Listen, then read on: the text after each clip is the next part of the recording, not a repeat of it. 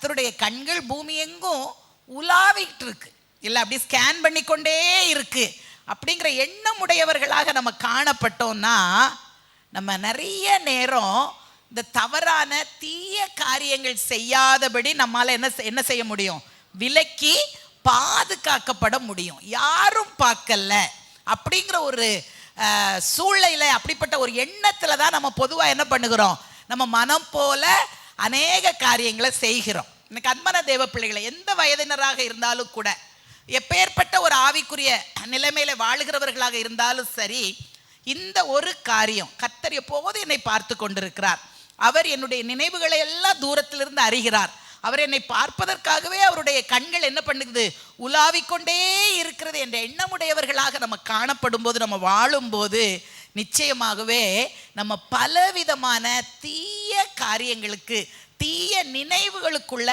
செல்லாதபடி நம்மால சற்று விலக முடியும். ஹல்லேலூயா.